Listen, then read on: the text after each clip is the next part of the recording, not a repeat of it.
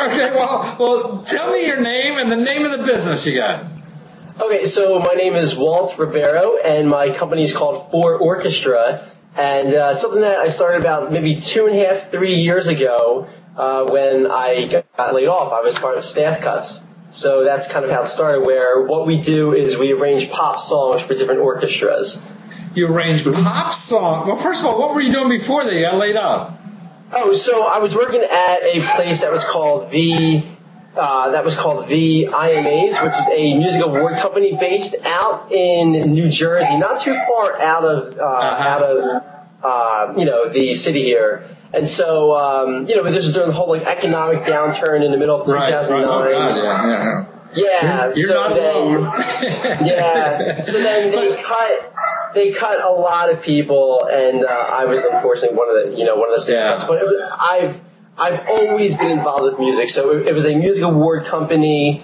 When I got cut, I stayed with music. I had done music before that. I see. That's one of the things that I think is always important. To always stay, it doesn't matter what you do, you should always stay within, I feel like, the circle that, you're passionate about. Oh, absolutely. I didn't want to go work at a restaurant or something. I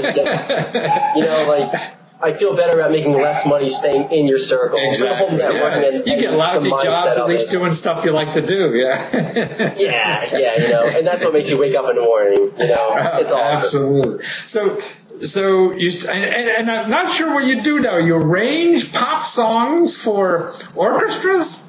Yeah, so I'll take a song for instance, like the Boston Pops calls you and they want to do a Gaga song or what? Yeah, and I've actually worked with the Boston Pops on a couple of Lady Gaga songs. Yeah. No kidding. Yeah. I will send you a link. I will actually send you a link to it. I'll take a song by Michael Jackson, by Lady Gaga, by Britney Spears, by Madonna, by Pearl Jam, by Led Zeppelin, whoever you can think of. And we arrange them. I do one a week, and it comes out every Friday. And so, it's a full orchestra: trumpets, flutes, viola, piccolo, the whole thing. So it's about 110 to 120 musicians for each arrangement, and that's it. I mean, your favorite music that you hear on the radio, making classical renditions of it. So it's for these big stuffy orchestras to feel relevant and attract another crowd. Is that it? Well, I don't know if it's so much to make them feel relevant, but I think that new music and new ideas will create new audiences. So my big complaint with orchestras is of how they complain that they're going out of business. Well, no kidding, you're going out of business because you're playing the same 15 pieces of repertoire. You're playing the Beethovens, the Mozarts, Schumann, Tchaikovsky. They're great, but they're not. But they're not relevant. They're not sexy. They're not interesting. They're not remarkable. They're not new. There's nothing, it's the level of diminishing returns. They keep playing the same pieces, and then you wonder why every season ticket sales go down. It's because people in the past 4 seasons just saw the ones that you're playing in season 5 again. Right. It's not, So that's terrific. That's the idea of what. So you come out, is like your service a pop song a week then? Is that what you do? Yeah, it's a pop song a week. Unfortunately, I skipped the past 2 weeks because I had a hard drive crash on me. This driver here crashed. So I spent the past 2 weeks trying to recover my files. The perils of small business. Yeah, go figure. Gosh, so you sell subscriptions to this? Is that it? No. So what I do is I sell the singles on iTunes, on Amazon, in stores, on Pandora, all these things. And then I also take the sheet music. Here's an example of sheet music. And I'll take the sheet music and I will sell it to orchestras around the world. So let's say I arranged a new, Katy Perry track, or Justin Bieber, or Pearl Jam, or Tragically Hip, or whoever. I arrange a new song of theirs, and I'll get in touch with orchestras all around the world, and I'll say, this is what I arranged this week. If you want to order it, this is it. And then I work with publishers. I work with, different people to make sure that they're licensed, and it's a whole thing. It's a whole undertaking. It's more than just one song a week or a blog post a week to show off the new song. As any small business would be, there's so much involved behind the scenes that you don't see. To make it all happen. There's a lot. It's not just coloring the dots on the page. Now, when you arrange this, you have a sample on iTunes. Is this all done electronically? I'm not a musician, so I don't know. I turn on Pandora. That's how I get most of my music. So, I mean, when you arrange this, is it all synthetically, or do you go in a studio with a big orchestra, or what? They're all done on my computer here, and then when I sell, so I use those as demos, and to create more revenue so that I can do things like travel and meet with orchestras and print up books of sheet music and stuff. Gotcha. So, I mean, the goal would be to have a real live orchestra every week, but for a small business owner to hire 100 musicians to record, it costs you, tens of thousands of dollars. You couldn't get them in your apartment anyway, so I couldn't get them in my apartment. And then there's different things like when you arrange. I mean, the big music studios and all, and the big films and all, they can afford these things. Right. But when you're a small business owner, you have to learn what's a way that I can do it to show people what it sounds like and to make it sound realistic. Yeah. And so I've the best of what you can.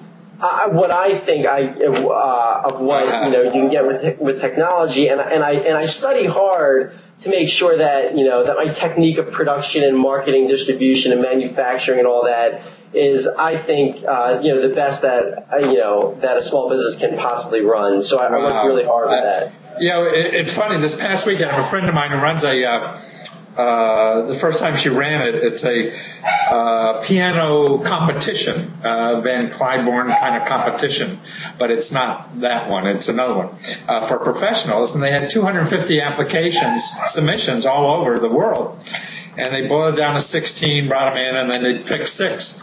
The most important thing, but as you say, the only one I went there, the only one that's interesting was one that did a pop song. All the others were traditional old stuff. Man, I'm there counting the minutes, the seconds. It seemed like forever. I'm not against. Yeah, I understand. The classical repertoire. I just think that, imagine for a minute, and this isn't just the music business, this is any business, whether you're selling clothes or if you're designing cars or whatever it is. Imagine, in terms of the orchestral repertoire, that's what I'm mainly that I'm mainly referring this to, is that imagine for a minute, Matt, that movie theaters play the same 15 movies every weekend for the next 200 years.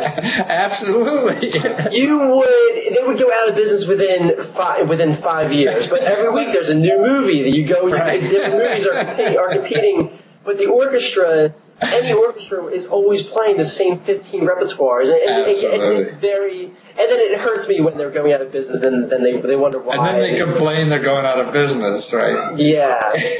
And I keep going in the men's stores looking for the question mark suit section, and I right, exactly. But it's the whole idea of being remarkable. There's something remarkable about wearing a suit with a question mark. You don't see it every day. There's something remarkable about hearing a Lady Gaga song that you love and you're passionate about, performed by an orchestra. There's something remarkable about. How else are you going to stand out? Yeah, it's just doing things that get people talking and that strikes an interest to them and that and that they identify with. Right.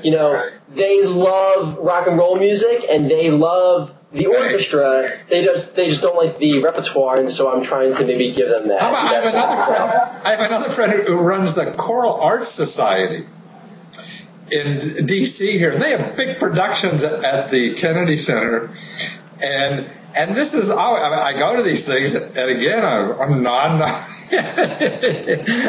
Could you do anything but choral music?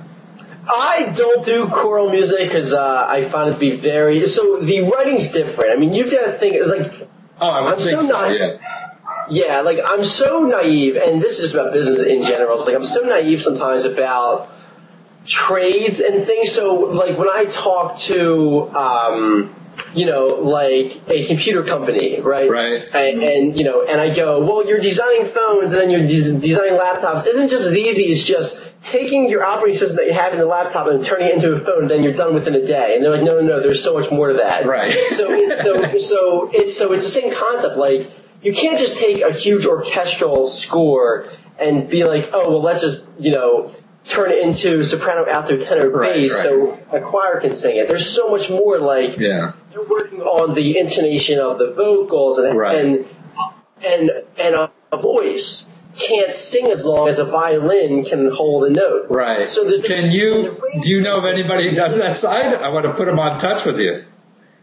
I don't know anyone who does pop songs in terms of choir stuff. Yeah. I mean, I'm sure they're out there. Yeah. I haven't seen them. I mean, I've seen choir performances